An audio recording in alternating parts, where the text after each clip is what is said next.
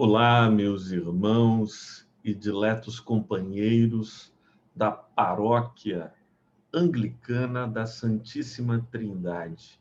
É um prazer poder estar com vocês nesta noite de quinta-feira para compartilharmos a palavra de Deus. Agradeço o convite reiterado do bispo Dom Filadelfo para poder abrir a palavra com vocês e meditar. Particularmente nesta semana que temos dedicado à memória de São Francisco de Assis.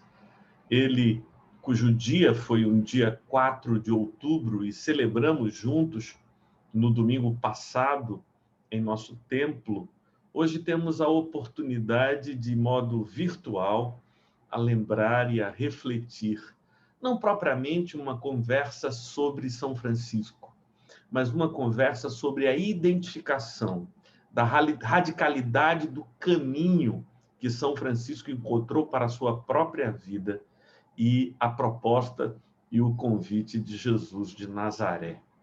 Eu tenho para mim, de fato, que São Francisco compreendeu o convite de Jesus e ele teve a ousadia de não apenas achar bela a proposta de Cristo, não apenas se emocionar e ficar encantado com o que Jesus sugeriu no modo que viveu e naquilo que ensinou, mas ele entendeu que era preciso um engajamento e um despojamento absoluto para viver o projeto do Evangelho do modo que o Evangelho é apresentado pelo Senhor Jesus Cristo.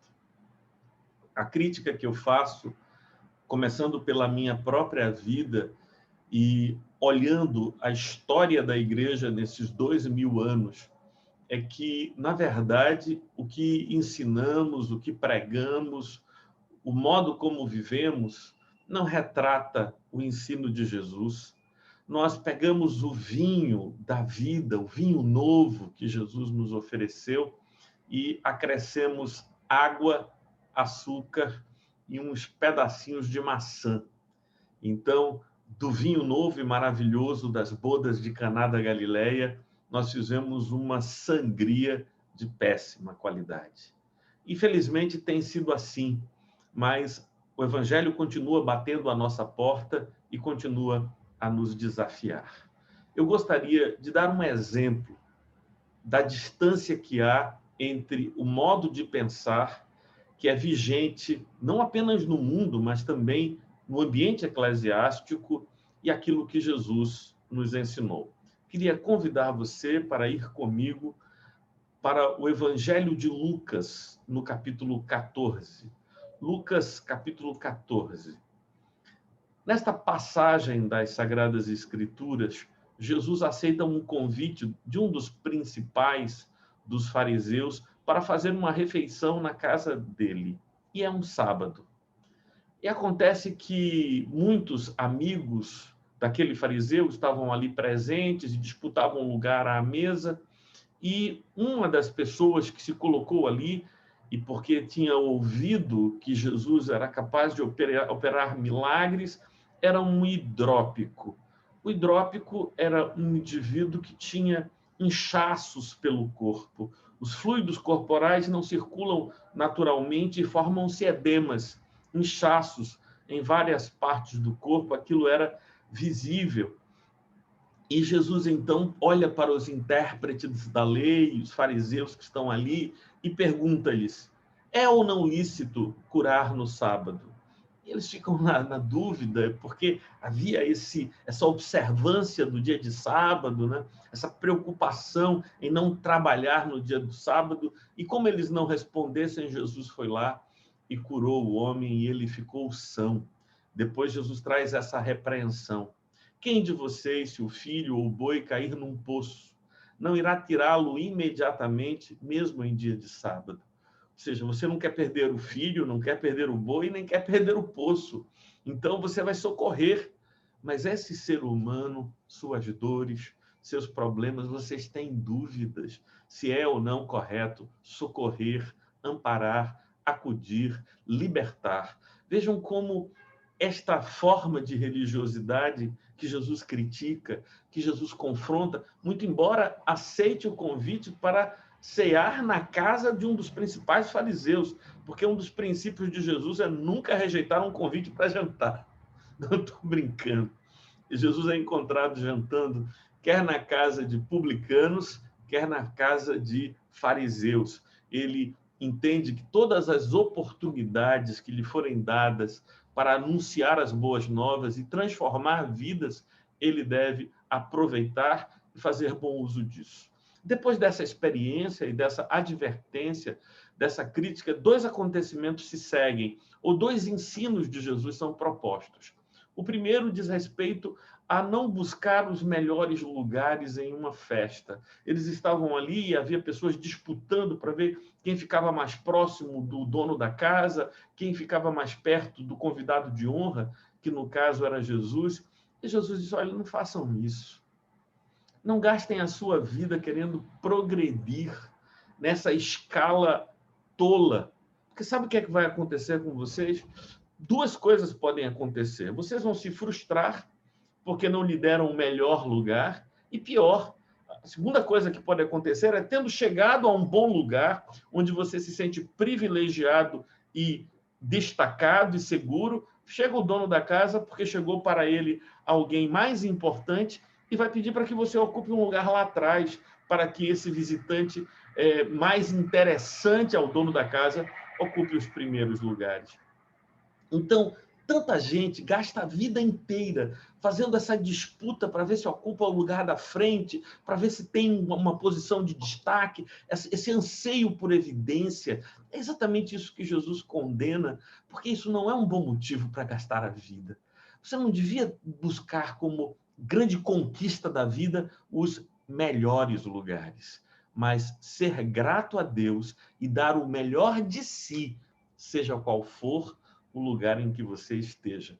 Daí já valeria uma meditação, uma reflexão para as nossas vidas. Mas não é nesse ponto que eu gostaria de ficar.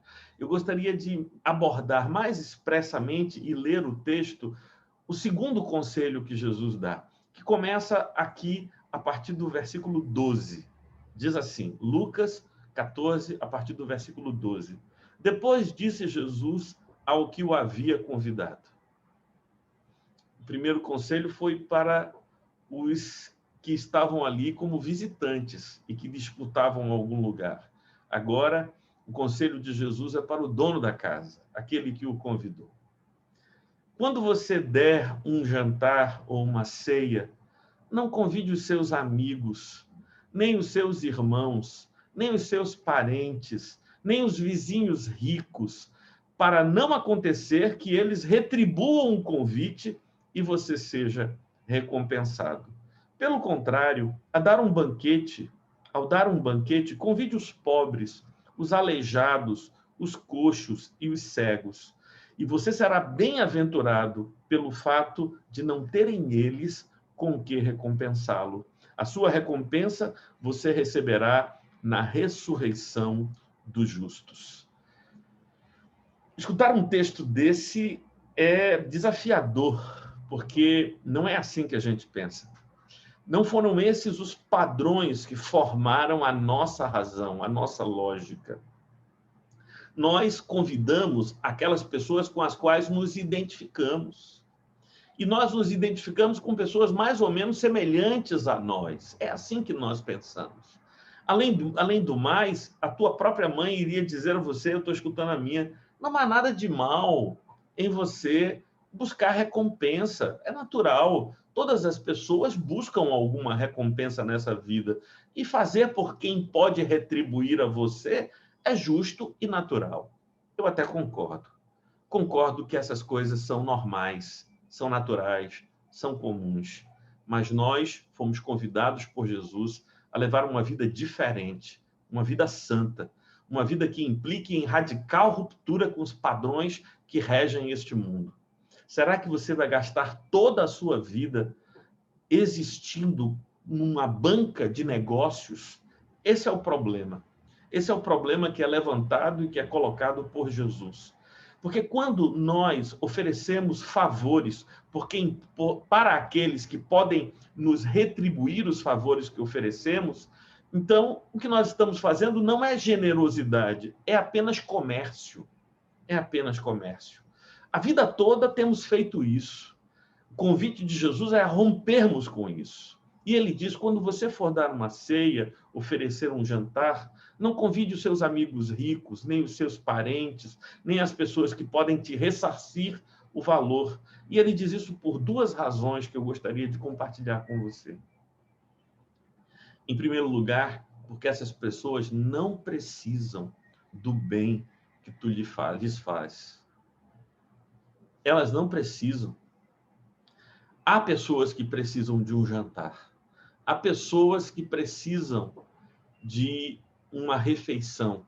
Por isso Jesus disse, quando você for fazer um jantar ou promover uma ceia, chame os pobres, os coxos, os cegos, os paralíticos. E no contexto em que Jesus está dizendo, todos sabiam que esses eram indivíduos que viviam marginalizados, eram jogados na mendicância. Eles precisam da refeição, eles precisam do alimento. É para eles que você deveria se voltar para oferecer, porque eles de fato precisam e você não precisa converter ou transformar a sua vida em uma mesa de negócios contínua. Em segundo lugar, é porque quando você faz por estes, na expectativa de que eles façam por você, esse jantar não termina nunca. Não é um jantar de uma noite, é o jantar de uma vida. Porque você vai passar o tempo todo medindo se recebeu ou se não recebeu. E se o que você recebeu em troca compensou o investimento que você fez. Entende? É um jantar que não termina nunca. E você, ao receber o favor de alguém, já se sente na obrigação de devolver. Jesus disse que quem não faz assim, quem ao invés de viver na mesa de negociação, exerce verdadeira generosidade, ele é bem-aventurado, pronto. Não é que valeu a pena, não é que compensou, é que ele é feliz, ele é bem-aventurado, porque ele não precisa, finda a noite, ele não precisa se perguntar se vai valer a pena ou se valeu a pena. Ele simplesmente viu o rosto feliz das pessoas que foram abençoadas, das pessoas que foram agraciadas, e aquela é toda a recompensa que ele precisa. Então, o ser bem-aventurado é justamente esse ser que não está participando dos negócios, mas oferece, assim como as flores que nascem no campo, que oferecem o seu aroma e as suas cores, porque é a natureza delas assim agir.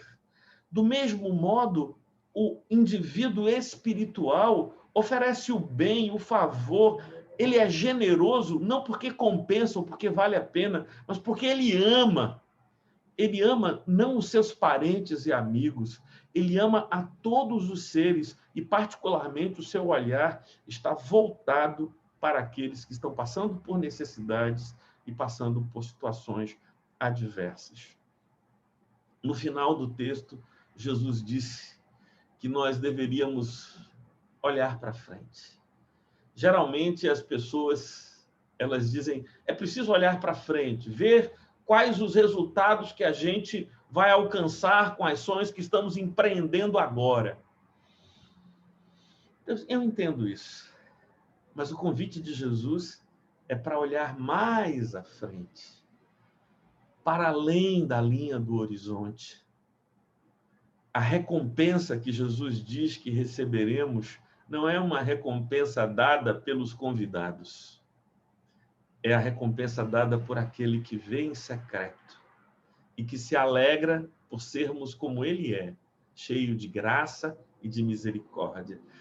Que se comprais em nós por sermos uma emulação, uma imitação da sua própria natureza dadivosa. Assim, disse Jesus, a nossa recompensa seria dada no dia da ressurreição dos justos, no dia em que a parousia, a volta de Cristo se manifestar. Não que nós estejamos buscando esta recompensa dos homens ou de Deus, mas a nossa recompensa será o fato de termos como arrimo de nossas vidas e única esperança a comunhão, a vida entregue e dependente unicamente daquele que é fiel. Paz e bem, Deus te abençoe, Deus te guarde, Deus te livre e me livre dessa vida que a gente costuma levar, de acumulação, e vocês veem aqui os livros e tanta coisa que a gente carrega por esse mundo. Que Deus nos dê graça para oferecer de modo sincero e sem pesar o conhecimento, o amor a todos que dele quiserem desfrutar, mas, sobretudo, para aqueles que precisam receber. Amém.